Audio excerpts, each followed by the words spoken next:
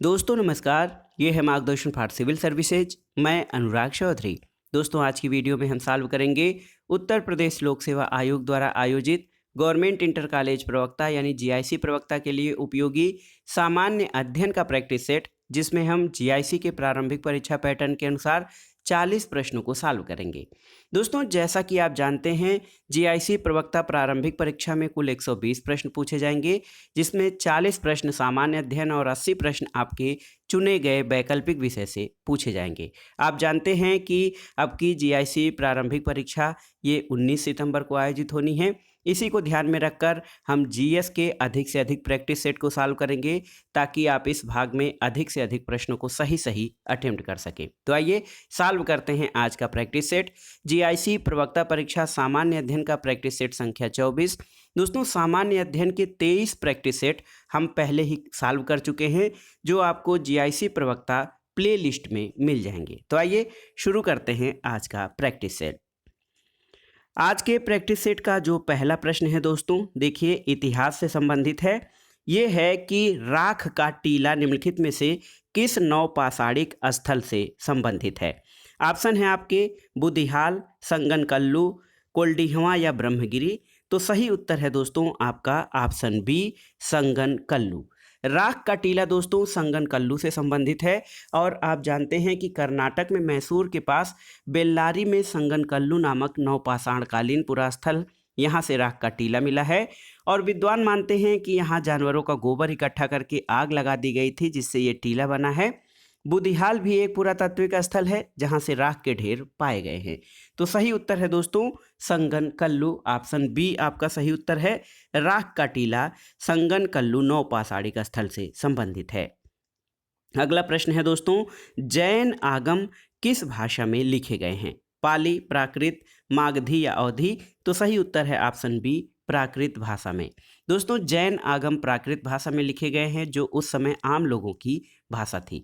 और आप जानते हैं जैन धर्म के संस्थापक भगवान ऋषभदेव थे, जबकि इसके सबसे महत्वपूर्ण और 24वें तीर्थंकर महावीर स्वामी थे। अगला प्रश्न है दोस्तों, मध्यकालीन भारत के इतिहास से संबंधित है। देखिए निम्नलिखित में से किसने तुर्कान ए चिहलगानी का गठन किया था? ऑप्शन है आपके कुतुबुद्दीन ऐबक, इल्तुतमिश, बलबन या इनमें से कोई नहीं। तो सही उत्तर है देखिए ऑप्शन बी, इल्तुतमिश। दोस्तों विरोधी सरदारों को नियंत्रित करने के लिए इल्तुतमिश ने अपने वफादार गुलाम अमीरों का एक दल गठित किया था, जिसे तुर्कान ए चिहलगानी या चालीसा कहा जाता था। अगला प्रश्न है दोस्तों, सीधे रैयत से किसान या रैयत या किसान से मालगुजारी वसूल करने की प्रथा किसने प्रारंभ की थी? आपको बताना है। ऑप्शन है शेरशाह, अकबर, शिवाजी या कार्नवालिस। तो सही उत्तर है ऑप्शन ए, शेरशाह। दोस्तों रैयत यानी किसानों से सीधे लगान वसूल करने की प्रथा का प्रारंभ सूर शासक शेरशाह ने किया था। ये उपज का 1/3 भाग होता था, जो मुल्तान में 1/4 भाग लिया जाता था। अगला प्रश्न है देखिए, निम्नलिखित में से कौन दादा भाई नौरोजी के उत्सारण सिद्धांत यानी जो ड्रेन थियरी दादा भाई नौरोजी ने प्रतिपादित किया था, उसमें विश्वास नहीं करता था? कौन सा विचारक था?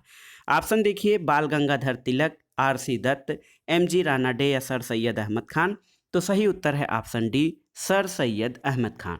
दोस्तों सर सैयद अहमद खान अंग्रेजी शासन के अंतिम समय तक वफादार बने रहे और मुस्लिम समाज के विकास के लिए भारत में आंग्ल सत्ता का बने रहना आवश्यक समझते थे। इसलिए वे दादा भाई नौरोजी के निष्कासन सिद्धांत में विश्वास नहीं करते थे। अगला प्रश्न है, निम्नलिखित में से 1831 का कोल विद्रोह किस क्षेत्र में हुआ था? आपको बताना है। ऑप्शन है आपके देखिए, गुजरात, बंगाल, राजपुताना या फिर छोटा नागपुर। तो आपको बताना है कोल विद्रोह किस क्षेत्र में हुआ था।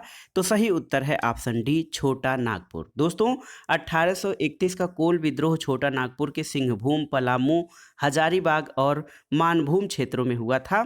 और ये विद्रोह कोलों ने उस समय किया था जब उनके भूमि उनके मुखिया से छीनकर मुस्लिम और सिख कृषकों को दे दिया गया था। अगला प्रश्न है दोस्तों, यहाँ पर देखिए बहुत ही महत्वपूर्ण प्रश्न है। निम्नलिखित में से किन्हें बम्बई त्रिमूर्ति के नाम से जाना जाता है? बॉम्बे त्रिमूर्ति या बम्बई त्रिमूर्ति के नाम से किसे जाना जाता था? तो सही उत्तर है बम्बई के 3 प्रमुख संप्रदायों का प्रतिनिधित्व करने वाले फिरोज शाह मेहता, बदरुद्दीन तैयब जी और के.टी. तेलंग। दोस्तों देखिए, मेहता, तेलंग और तैयब जी, ऑप्शन सी आपका सही उत्तर है कि मेहता, फिरोज शाह मेहता, के.टी. तेलंग और बदरुद्दीन तैयब जी को बम्बई त्रिमूर्ति के नाम से जाना जाता था। अगला प्रश्न है दोस्तों, वह ब्रिटिश जर्नलिस्ट या ब्रिटिश पत्रकार जो H.W. नेविंसन जो थे, ये किस आंदोलन से जुड़े थे आपको बताना है। असहयोग आंदोलन, देखिए सविनय अवज्ञा आंदोलन, स्वदेशी या फिर भारत छोड़ो आंदोलन। तो सही उत्तर है दोस्तों, देखिए ब्रिटिश पत्रकार H.W. नेविंसन का संबंध स्वदेशी आंदोलन से है, यानी स्वदेशी आंदोलन, ऑप्शन सी आपका सही उत्तर हो जाएगा। और स्वदेशी आंदोलन 1905 में प्रारंभ हुआ था, जबकि बेब मिलर सविनय अवज्ञा आंदोलन से जुड़े हुए पत्रकार थे। अगला प्रश्न देखिए दोस्तों, भारतीय प्रायद्वीप की सबसे ऊंची चोटी कौन सी है। उटकमंड, अनाईमुडी, दोद्दा बेटा या महाबालेश्वर। तो दोस्तों भारतीय प्रायद्वीप की सबसे ऊंची चोटी अनाईमुडी है, जो अन्नामलाई पर स्थित है। इसकी ऊंचाई 2695 मीटर है। दूसरी ऊंची चोटी दोद्दा बेटा है, जो तमिलनाडु में नीलगिरी पर स्थित है और इसकी ऊंचाई 2637 मीटर है। नीलगिरी की सबसे ऊंची चोटी दोद्दा बेटा है। और दोस्तों प्रायद्वीपीय भारत की सबसे ऊंची चोटी अनाईमुडी है, आपका ऑप्शन बी सही है। अगला प्रश्न आपको बताना है कि निम्नलिखित में से क्या सही सुमेलित नहीं है। देखिए, सिपकीला हिमाचल प्रदेश, ये आपका सही सुमेलित है। लिपुलेख उत्तर प्रदेश सही सुमेलित नहीं है, और ये लिपुलेख उत्तर प्रदेश नहीं बल्कि उत्तराखंड में है। नाथुला सिक्किम में है और जोजिला कश्मीर में है। तो सही उत्तर आपका हो जाएगा, निम्नलिखित में से सुमेलित नहीं है, वो हो जाएगा लिपुलेख उत्तर प्रदेश में नहीं बल्कि उत्तराखंड में स्थित दर्रा है। अगला प्रश्न आइए देखते हैं दोस्तों।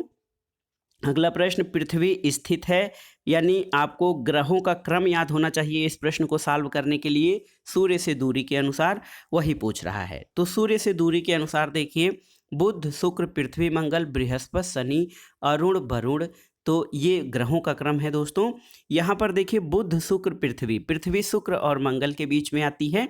तो सही उत्तर आपका ऑप्शन ए हो जाएगा कि पृथ्वी शुक्र और मंगल के बीच स्थित है। अगला प्रश्न है दोस्तों, भारत के कल्याणकारी राज्य होने का विचार पाया जाता है कहाँ पर, आपको बताना है। ऑप्शन है प्रीएम्बुल ऑफ द कॉन्स्टिट्यूशन यानी संविधान की प्रस्तावना में, मौलिक अधिकारों में, राज्य के नीति निर्देशक तत्वों में, और ए और सी दोनों में। तो सही उत्तर है दोस्तों, भारत के लोक कल्याणकारी राज्य होने का विचार प्रस्तावना और directive principle of the state दोनों में, यानी ऑप्शन डी आपका सही उत्तर हो जाएगा। ए और सी दोनों में भारत के कल्याणकारी राज्य होने का विचार पाया जाता है। अगला प्रश्न है दोस्तों, निम्नलिखित में से किसकी संस्तुति पर भारतीय संविधान में मूल कर्तव्यों को शामिल किया गया था। तो आप जानते हैं ये बहुत ही महत्वपूर्ण है कि भारतीय संविधान में 1976 में 42वें संविधान संशोधन के द्वारा दोस्तों मूल कर्तव्यों को शामिल किया गया था, सरदार स्वर्ण सिंह कमेटी की सिफारिशों के आधार पर। तो ऑप्शन सी आपका सही उत्तर हो जाएगा। अगला प्रश्न है कि डॉक्टर भीमराव अंबेडकर के अनुसार भारतीय संविधान की कौन सी धारा डेड लेटर या मृत प्राय रहनी थी, आपको बताना है। धारा 360, धारा 356, धारा 352 या 32। तो दोस्तों देखिए, भारतीय संविधान सभा में बाबा साहब डॉक्टर भीमराव अंबेडकर ने संविधान के अनुच्छेद 356 के प्रावधानों से संबंधित आलोचकों को उत्तर देते हुए कहा था कि अनुच्छेद 356 जो है यह उग्र शक्ति यानी एक मृत पत्र की भांति रहेगी और इसका प्रयोग अंतिम साधन के रूप में किया जाएगा, लेकिन कई बार इस धारा का दुरुपयोग भी किया गया है। अगला प्रश्न है, हमारे संविधान के किस भाग में 3 सोपानों में पंचायतें बनाने की परिकल्पना की गई है। तो उत्तर है भाग 9। सही उत्तर है भारतीय संविधान के दोस्तों भाग 9 में 3 सोपानों में पंचायतें बनाने की परिकल्पना की गई है, और ये सोपान है ग्राम पंचायत, क्षेत्र पंचायत और जिला पंचायत। अगला प्रश्न देखते हैं दोस्तों, भारतीय आयकर अधिनियम की धारा 88 में उपलब्ध आयकर छूट को समाप्त करने की सिफारिश किस समिति ने की है, आपको बताना है। तो सही उत्तर है दोस्तों ऑप्शन बी, केलकर समिति। देखिए, केलकर समिति जो थी दोस्तों ये कर सुधारों पर आधारित थी और भारतीय आयकर अधिनियम की धारा 88 में उपलब्ध आयकर छूट को समाप्त करने की सिफारिश केलकर समिति के द्वारा की गई थी। अगला प्रश्न है दोस्तों, विभेदीकृत ब्याज योजना जो है यानी differentiate interest rate was the provided concessional loan for किसके लिए, यानी विभेदीकृत ब्याज योजना का उद्देश्य किसको रियायती ऋण प्रदान करना था। तो सही उत्तर है दोस्तों, इस योजना का उद्देश्य जो था वो कमज़ोर वर्गों के लिए, यानी ऑप्शन ए आपका सही उत्तर हो जाएगा, कमज़ोर वर्गों के लिए रियायती ऋण प्रदान करना था, ताकि कमज़ोर वर्गों की पूंजी का उपयोग उत्पादन के कमज़ोर वर्ग पूंजी का उपयोग उत्पादन के रूप में कर सकें। अगला प्रश्न देखिए जो है अर्थव्यवस्था या अर्थशास्त्र से ही संबंधित है। गिल्ट आधारित बाजार के मायने क्या हैं, यानी गिल्ट बेस्ड मार्केट का मतलब क्या होता है। दोस्तों, गिल्ट एज्ड बाजार का संबंध सरकारी प्रतिभूतियों से होता है। सरकारी प्रतिभूतियों में सरकारी प्रतिज्ञा पत्र, राष्ट्रीय बचत प्रमाण पत्र, राष्ट्रीय बचत योजना, वाहक बंधक पत्र आदि शामिल किए जाते हैं और इन प्रतिभूतियों की जमानत पर सरलता से ऋण प्राप्त किया जा सकता है, क्योंकि इन प्रतिभूतियों का मूल्य स्थिर रहता है तथा ये सुरक्षित मानी जाते हैं। तो सही उत्तर है दोस्तों, गिल्ट आधारित बजट जो है या बाजार जो है ये सरकारी प्रतिभूतियों का बाजार से संबंधित है। अगला प्रश्न है, आपको बताना है कि निम्नलिखित राज्यों में से किसमें 2011 में जनसंख्या में ऋणात्मक या निगेटिव ग्रोथ दर्ज की गई थी। केरल, गोवा, नागालैंड या मेघालय। तो सही उत्तर है दोस्तों, नागालैंड में 2011 की जनगणना में ऋणात्मक यानी -0.6 जो है प्रतिशत की वृद्धि दर अंकित की गई थी। अगला प्रश्न बहुत आसान सा है, 1 किलोमीटर दूरी कितने के बराबर होती है। तो 1 किलोमीटर 1000 मीटर के बराबर होती है और आप जानते हैं 1 मीटर 100 सेंटीमीटर के बराबर होता है, जबकि 1 किलोमीटर 1000 मीटर के बराबर होता है। अगला प्रश्न है, a noise level of 100 decibel would correspond to किससे। तो आपको बताना है कि 100 डेसिबल की आवाज़ या नॉइज की प्रबलता का स्तर किसके बराबर होगा। सुनाई भर देने वाली आवाज़ से, सामान्य वार्तालाप से, शोर शराबे वाली गली की आवाज़ से या यंत्र कारखानों के शोर से। तो सही उत्तर है ऑप्शन डी, जो 100 डेसिबल की आवाज़ की जो है तीव्रता होगी वो यांत्रिक कारखानों की जो है शोर से उत्पन्न होगी और ये अत्यधिक खतरनाक होती है। अगला प्रश्न है दोस्तों, यहाँ पर देखिए कि क्या होगा अगर चालू नाभिकीय रिएक्टर में कंट्रोल छड़ों का उपयोग नहीं किया जाए। तो क्या होगा आपको बताना है। ऑप्शन है, रिएक्टर कार्य करना बंद कर देगा, चेन प्रक्रिया सीमा के बाहर चली जाएगी, रिएक्टर में कार्य धीमा हो जाएगा और रिएक्टर यथावत काम करता रहेगा। तो सही उत्तर है दोस्तों, अगर चालू नाभिकीय रिएक्टर में कंट्रोल छड़ों का उपयोग नहीं किया जाए तो क्या होगा। ये दोस्तों जो चेन श्रृंखला है जो हमारी परमाणुओं के विखंडन की, वो सीमा से बाहर चली जाएगी। तो आपका उत्तर हो जाएगा दोस्तों, देखिए ऑप्शन बी, चेन प्रक्रिया सीमा के बाहर चली जाएगी यदि कंट्रोल या नियंत्रक छड़ों को, जो कि कैडमियम छड़ों के रूप में प्रयोग किया जाता है, तो इसके अलावा भारी जल का नियंत्रक या मंदक के रूप में प्रयोग किया जाता है। तो ऐसे में स्थिति ये होगी कि जो है परमाणु रिएक्टर जो है नियंत्रक सीमा से बाहर चला जाएगा और विस्फोट हो जाएगा। अगला प्रश्न है, निम्नलिखित में से कौन मानव शरीर की सबसे छोटी हड्डी है। तो आप जानते हैं कान के अंदर पाई जाने वाली स्टेपीज जो है ये सबसे छोटी हड्डी होती है और स्टेपीज जो है दोस्तों कान में पाई जाने वाली, कान में कुल 6 हड्डियां पाई जाती हैं जिनमें सबसे छोटी हड्डी स्टेपीज है। अगला प्रश्न है, अगर अग्नाशय यानी पैंक्रियाज में जो है डिफेक्ट हो जाए या खराबी हो जाए तो क्या होगा। उत्तर है दोस्तों, इंसुलिन और ग्लूकान जो है नहीं बनेंगे। देखिए अग्नाशय में खराबी होने पर जो है इंसुलिन हार्मोन का स्राव नहीं होगा और जिसके कारण क्या है, ग्लूकागोन जो नामक हार्मोन है ये नहीं बनेंगे, जिससे क्या होता है कि इंसुलिन की कमी के कारण या अनियमितता के कारण रक्त शर्करा का पाचन नहीं हो पाता है, जिससे मनुष्य को मधुमेह या डायबिटीज की बीमारी हो जाती है। अगला प्रश्न सामान्य विज्ञान से है, ओजोन परत रक्षा करती है किससे। तो सही उत्तर है, ओजोन परत पृथ्वी पर आने वाले हानिकारक पराबैंगनी विकिरण से हमारी रक्षा करती है और ओजोन परत समताप मंडल में पाई जाती है।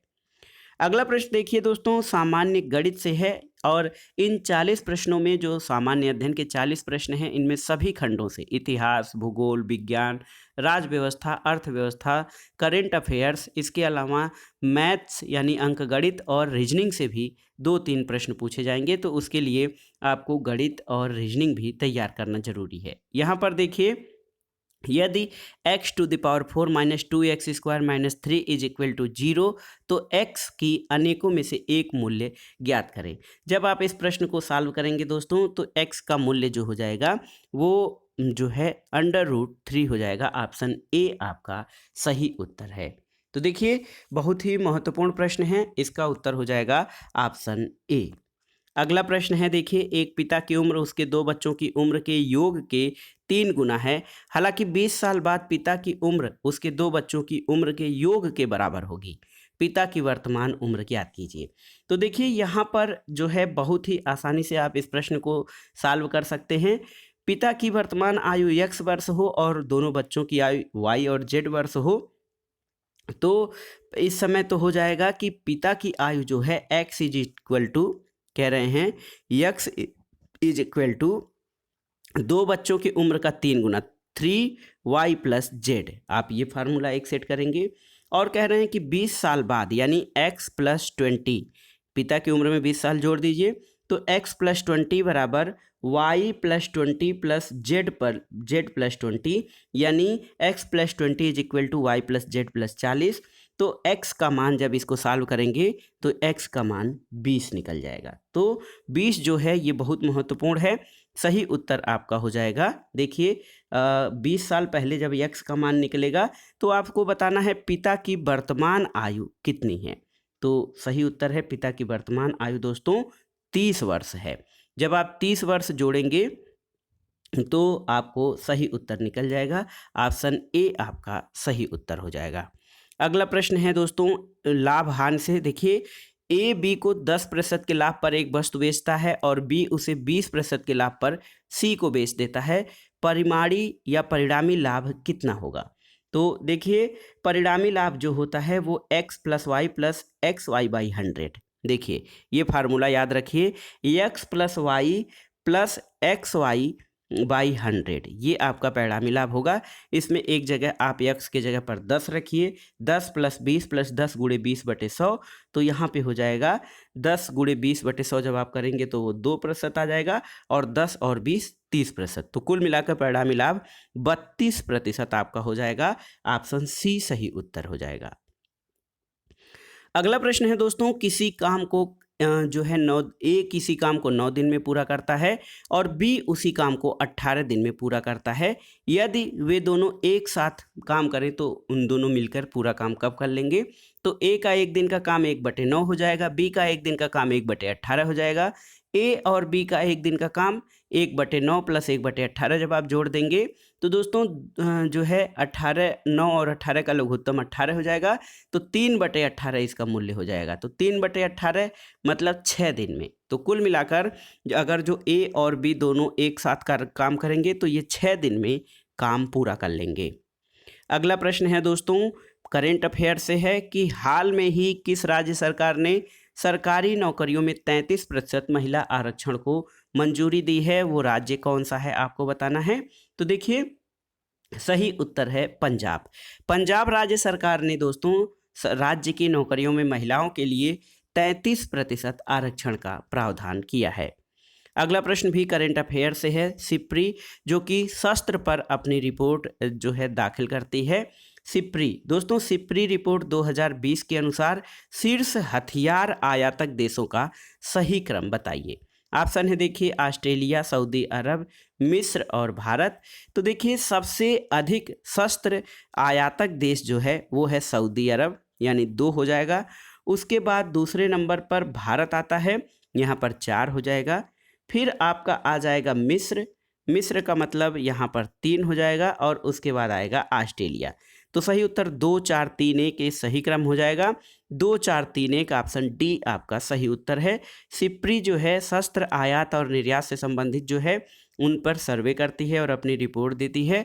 इस आधार पर दोस्तों सबसे बड़ा शीर्ष शस्त्र आयातक देश सऊदी अरब है और निर्यातक देश में संयुक्त राज्य अमेरिका है। अगला प्रश्न है दोस्तों कि हैप्पीनेस इंडेक्स यानी खुशहाली सूचकांक 2020 के अनुसार कौन सा सही सुमेलित नहीं है। तो यहाँ पर देखिए, फिनलैंड पहले स्थान पर है, सही उत्तर है। डेनमार्क दोस्तों ये तीसरे नहीं बल्कि दूसरे स्थान पर है। भारत का स्थान इसमें 144वां है और अंतिम स्थान पर जो है अफगानिस्तान यानी 153 है। तो सही उत्तर डेनमार्क इसमें सही सुमेलित नहीं है, क्योंकि डेनमार्क दूसरे नंबर पर है। तीसरे नंबर पर दोस्तों स्विट्जरलैंड है। स्विट्जरलैंड जो है ये तीसरे नंबर पर है, डेनमार्क दूसरे नंबर पर। तो बी विकल्प आपका सही सुमेलित नहीं होगा। अगला प्रश्न है, जुलाई 2020 में केंद्र सरकार द्वारा नई राष्ट्रीय शिक्षा नीति 2020 को मंजूरी दे दी गई है। इससे संबंधित जो कथन है, तो दोस्तों इसके लिए आपको नई राष्ट्रीय शिक्षा नीति आपको पढ़ना पड़ेगा और इसमें सही उत्तर हो जाएगा केवल 3। तो देखिए, दबाव को कम करने के लिए कोर्स को कम किया जाएगा और 5वीं कक्षा से ही व्यावसायिक शिक्षा की पढ़ाई होगी। आप जानते हैं कि दोस्तों नई राष्ट्रीय शिक्षा नीति 2020 को जो मंजूरी मिली है, ये 34 साल बाद आई है शिक्षा नीति और इसको 4 हिस्सों में पढ़ाई को बांटा गया है, 5+3+3+4 और 5वीं तक मातृभाषा, वहीं मेडिकल और कानून को छोड़कर पूरी उच्च शिक्षा का एक नियामक होगा और त्रिभाषा फार्मूले से भाषा चुनने का आधार होगा, लेकिन ये लचीला होगा, किसी पर थोपा नहीं जाएगा। और 6वीं कक्षा से ही दोस्तों यहाँ पर 6वीं कक्षा से ही व्यावसायिक शिक्षा की पढ़ाई होगी। तो इसमें आपको बताना है कि असत्य कथन कौन सा है। तो उत्तर है आपका असत्य कथन केवल 3 है, क्योंकि 5वीं कक्षा से नहीं बल्कि 6वीं कक्षा से जो व्यावसायिक परीक्षा है, पढ़ाई है, ये आपकी शुरू हो जाएगी। अगला प्रश्न है दोस्तों, निम्नलिखित में से कौन सा एक सही सुमेलित नहीं है, आपको बताना है। इसमें उत्तर प्रदेश के लोकगीत और उनसे संबंधित क्षेत्र और स्थान आपको बताए गए हैं। आल्हा बुंदेलखंड ये आपका सही सुमेलित है। देखिए, बिरहा पूर्वी उत्तर प्रदेश ये भी सही सुमेलित है। कजरी रुहेलखंड दोस्तों, कजरी रुहेलखंड में नहीं बल्कि कजरी मिर्जापुर में प्रचलित है। चैता जो है अवध और भोजपुर क्षेत्र, तो ये आपका सही सुमेलित है। रुहेलखंड क्षेत्र में लावनी या लावड़ी गाई जाती है। तो सही उत्तर है आपका ऑप्शन सी सही सुमेलित नहीं है। कजरी रुहेलखंड में नहीं बल्कि मिर्जापुर क्षेत्र में बरसात के मौसम में कजरी गाई जाती है। अगला प्रश्न है दोस्तों, उत्तर प्रदेश की सबसे लंबी नहर कौन सी है। तो सही उत्तर है उत्तर प्रदेश की जो सबसे लंबी नहर है वो है शारदा नहर। ऑप्शन डी आपका सही उत्तर है। तो देखिए, शारदा नहर उत्तर प्रदेश की सबसे लंबी नहर है और दोस्तों इस नहर का निर्माण 1928 में हुआ था और ये बनवासा जो उत्तर प्रदेश नेपाल सीमा के समीप है, वहाँ पर शारदा नदी से निकाली गई है और ये जो है शाखा उपशाखा मिलाकर इसकी लंबाई बहुत अधिक है। अगला प्रश्न है, वह शब्द जो ठीक और उपयुक्त दोनों अर्थ रखता है वो क्या कहलाएगा। इसमें देखिए, पर्याप्त, अच्छा, समुचित या तत्पर। तो सही उत्तर है ऑप्शन सी जो है ऑप्शन दोस्तों बी 3 यानी समुचित शब्द जो है ये इसका ठीक और उपयुक्त दोनों ही अर्थ हो जाएगा। अगला प्रश्न है, यहाँ पर एक श्रेणी दी गई है, आपको बताना है कि श्रेणी में x का मान क्या होगा। देखिए 8, 11, 17, x 53 और 101। तो 8 और 11 में 3 का अंतर है। देखिए 8 और 11 में 3 का अंतर है, यहाँ पर 3 गुणे 2 तब 6 का अंतर, 3 गुणे 2 तो 6 मतलब 11 और 6 हो जाएगा 17। फिर 17 में क्या होगा, 17 दूनी 34, तो 17 दूनी 34 और 34 और कितना 34 और 12 दोस्तों 34 और 12 29 हो जाएगा। फिर 29 में पहले देखिए यहाँ पर 3 का अंतर है। देखिए यहाँ पर 8 और 3 में 3 का अंतर है, 11 में 6 का अंतर है, 17 और x में 12 का अंतर हो जाएगा, फिर 24 का अंतर है, फिर 48 का अंतर है। तो इस प्रकार जो x का मान हो जाएगा ये आपका मान हो जाएगा दोस्तों, सही मान हो जाएगा 29। तो यहाँ पर ऑप्शन ए आपका सही उत्तर हो जाएगा 29। अगला प्रश्न रीजनिंग से है, ब्लड रिलेशन से है। ए और बी भाई हैं, बी की पत्नी सी है, ई ए की बेटी है, डी बी का पुत्र है, एफ ई का भाई है और जी डी की बहन है। तो ए जी का क्या है। तो इसको आप आरेख से हल करेंगे दोस्तों। आरेख से जब आप एक जैसे ए ए जो है भाई है बी का, यहाँ पे भाई लिख देंगे। इसको हल करने का यही सबसे अच्छा तरीका है। बी जो है ये पत्नी है सी की, तो बी को यहाँ पर ऐसे गोला कर दीजिए, ये पत्नी है सी की। उसके बाद देखिए बी जो है डी जो है बी का पुत्र है, तो यहाँ पर डी जो है ये पुत्र हो जाएगा बी का। उसके बाद डी की बहन जो है ये जी है, तो यहाँ पर डी की बहन हो जाएगी जी, जैसे वो बता रहे हैं जी डी की बहन है। इसके अलावा जो है दोस्तों कह रहा है इसमें पहले कि ई जो है ए की बेटी है, तो यहाँ से ए की बेटी हो जाएगा ई, यहाँ पर ई जो है बेटी हो जाएगी।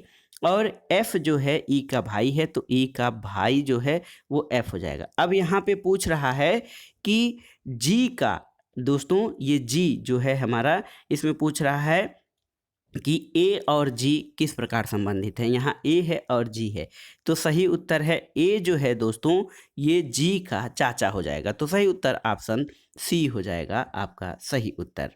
अगला प्रश्न है दोस्तों, एनीमिया मुक्त भारत सूचकांक 2020 के बारे में कौन सा कथन सत्य है आपका।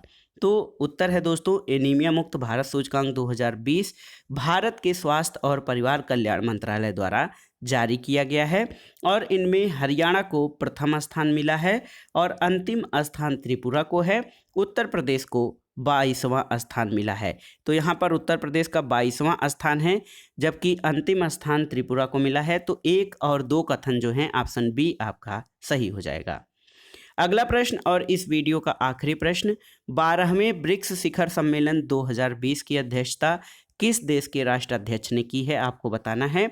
तो सही उत्तर है रूस। रूसी राष्ट्राध्यक्ष व्लादिमीर पुतिन की अध्यक्षता में 12वां ब्रिक्स शिखर सम्मेलन आयोजित हुआ है और इसकी थीम है वैश्विक स्थिरता, साझा सुरक्षा और नौचारी वृद्धि। दोस्तों आपकी जानकारी के लिए बता दें, ब्रिक्स जो है ब्राज़ील, रसिया, इंडिया, चाइना और साउथ अफ्रीका देशों का 5 देशों का एक संगठन है और इसका जो 13वां ब्रिक्स सम्मेलन होगा इसकी मेज़बानी इंडिया कर रहा है। तो ये भी आपके लिए एक प्रश्न है। तो ये था आज का वीडियो दोस्तों, जीआईसी प्रवक्ता परीक्षा सामान्य अध्ययन का प्रैक्टिस सेट, जिसमें हमने सामान्य अध्ययन में या जीआईसी प्रवक्ता प्रारंभिक परीक्षा में पूछे जाने वाले 40 प्रश्नों को सॉल्व किया है। वीडियो आपको कैसा लगा हमें कमेंट बॉक्स में ज़रूर बताइएगा। वीडियो को लाइक करें, शेयर करें और इस चैनल मार्गदर्शन फॉर सिविल सर्विसेज को सब्सक्राइब करें। वीडियो देखने के लिए धन्यवाद दोस्तों, नमस्कार।